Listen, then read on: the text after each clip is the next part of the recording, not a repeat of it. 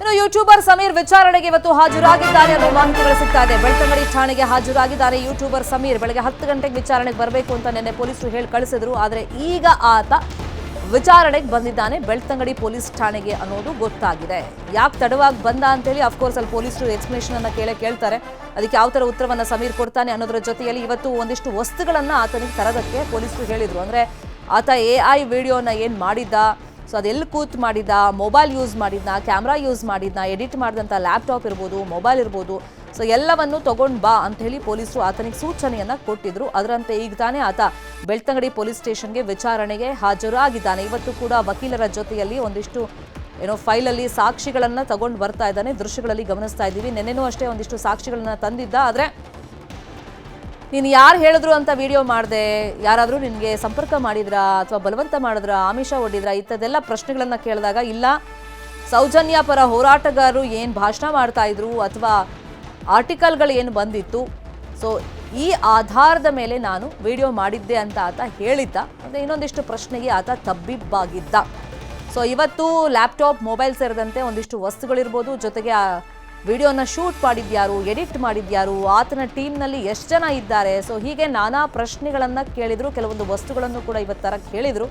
ಅದೆಲ್ಲವನ್ನು ಆತ ಇವತ್ತು ತಂದಿದ್ದಾನ, ಪೊಲೀಸರು ಮುಂದೆ ಪ್ರೊಡ್ಯೂಸ್ ಮಾಡ್ತಾನ ಅನ್ನೋದು ಈಗಿರುವಂಥ ಕುತೂಹಲ. ನಿನ್ನೆ ಸತತ 5 ಗಂಟೆಗಳ ಕಾಲ ಆತನನ್ನ ವಿಚಾರಣೆಗೆ ಒಳಪಡಿಸಲಾಗಿತ್ತು. ಇದೀಗ ಆತ ವಿಚಾರಣೆಗೆ ಹಾಜರಾಗಿದ್ದಾನೆ ಬೆಳ್ತಂಗಡಿ ಪೊಲೀಸ್ ಸ್ಟೇಷನ್ಗೆ.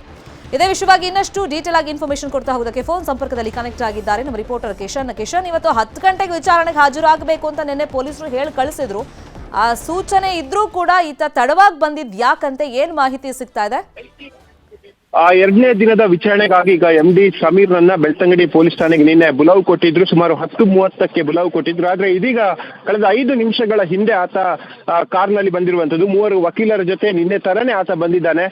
ಇವತ್ತು ಹಲವು ಮಹತ್ವದ ಮಾಹಿತಿಗಳನ್ನ ಪೊಲೀಸರು ಕಲೆ ಹಾಕುವಂತ ಸಾಧ್ಯತೆಗಳು ಕೂಡ ಇದೆ. ಜೊತೆಗೆ ಆತ ಮಾಡಿದಂತಹ ಆರೋಪಗಳಿಗೆ ಯಾವ ದಾಖಲೆಗಳನ್ನ ಇಟ್ಕೊಂಡು ನೀನು ಮಾಡಿದ್ದಿ ಅನ್ನೋದನ್ನ ಹೇಳಿರುವಂತದ್ದು. ಆದ್ರೆ ಆತ ಡಿಸ್ಕ್ಲೇಮರ್ ಅಲ್ಲಿ ಒಂದು ಸ್ಪಷ್ಟವಾಗಿ ಆ ವಿಡಿಯೋದಲ್ಲಿ ಕೂಡ ಉಲ್ಲೇಖ ಮಾಡಿರುವಂತದ್ದು, ಇದು ನನ್ನ ವೈಯಕ್ತಿಕವಾಗಿ ಮತ್ತು ದಾಖಲೆಯನ್ನ ಹೇಳಿರೋದಲ್ಲ, ಜನಸಾಮಾನ್ಯ ಮಾತಾಡ್ತಿರೋ ವಿಚಾರವನ್ನ ನಾನು ಈ ವಿಡಿಯೋದಲ್ಲಿ ಹೇಳಿದ್ದೀನಿ ಅನ್ನೋದನ್ನ ಡಿಸ್ಕ್ಲೈಮರ್ ಅಲ್ಲಿ ಹಾಕಿದ್ದಾನೆ. ಅದೇ ವಿಚಾರವನ್ನ ಇಟ್ಕೊಂಡು ಸಮೀರ್ ಕೂಡ ಪೊಲೀಸರ ಜೊತೆ ಪ್ರತಿವಾದವನ್ನ ಮಾಡ್ತಾ ಇರುವಂತದ್ದು. ನಾನು ಹೇಳಿರುವಂತಹ ಉದ್ದೇಶ ಇಷ್ಟೇ ಇರುವಂತದ್ದು, ಜನ ಮತ್ತು ಸೋಷಿಯಲ್ ಮೀಡಿಯಾದಲ್ಲಿ ಹರಿದಾಡ್ತಿರುವಂತಹ ವಿಚಾರಗಳನ್ನೇ ನಾನು ವಿಡಿಯೋದಲ್ಲಿ ಹೇಳ್ತಾ ಇದ್ದೀನಿ, ಜೊತೆಗೆ ನಮ್ಗೆ ಯಾವುದೇ ರೀತಿಯಾಗಿ ದಾಖಲೆಗಳನ್ನ ಇಟ್ಕೊಂಡು ಹೇಳ್ತಾ ಇರುವಂತ ವಿಚಾರ ಅಲ್ಲ ಅಂತ ಹೇಳಿ ನಿನ್ನೆ ಇಡೀ ದಿನ ಪೊಲೀಸ್ ಅಧಿಕಾರಿ ನಾಗೇಶ್ ಕದ್ರಿ ಅವ್ರ ಜೊತೆ ಆತ ವಾದವನ್ನ ಮಾಡಿರುವಂತದ್ದು. ಅದಕ್ಕೆ ಬೇಕಾದಂತಹ ಮಾಹಿತಿಗಳು ಜೊತೆಗೆ ದಾಖಲೆಗಳನ್ನ ಕೂಡ ಪೊಲೀಸರು ತರೋಕೆ ಹೇಳಿದ್ರು. ಹಾಗಾಗಿ ಇವತ್ತು ಬಂದಂತ ಆತ ಒಂದು ಫೈಲ್ ಅನ್ನ ಇಟ್ಕೊಂಡು ಬಂದಿರುವಂತದ್ದು. ನಿನ್ನೆಯ ವಿಜುವಲ್ ಅನ್ನ ಗಮನಿಸುವಲ್ಲಿ ಒಂದು ಬ್ಯಾಗ್ ಮತ್ತು ಹಲವು ಫೈಲ್ಗಳನ್ನ ತಂದಿದ್ದ. ಇವತ್ತು ಒಂದು ಫೈಲ್ ಅನ್ನ ಆತ ನಿನ್ನೆ ಸತತ 5 ಗಂಟೆಗಳ ಕಾಲ ವಿಚಾರಣೆಯನ್ನು ಮಾಡಿದ್ರು. ಜೊತೆಗೆ ಆತನ ವಾಯ್ಸ್ ಟೆಸ್ಟ್ ಮಾಡಕ್ಕೆ ಅದು ಮ್ಯಾಜಿಸ್ಟ್ರೇಟ್ ಲೆವೆಲ್ ಅಲ್ಲಿ ಆಗ್ಬೇಕು, ಮ್ಯಾಜಿಸ್ಟ್ರೇಟ್ ಪವರ್ ಅನ್ನ ಉಪಯೋಗಿಸಿ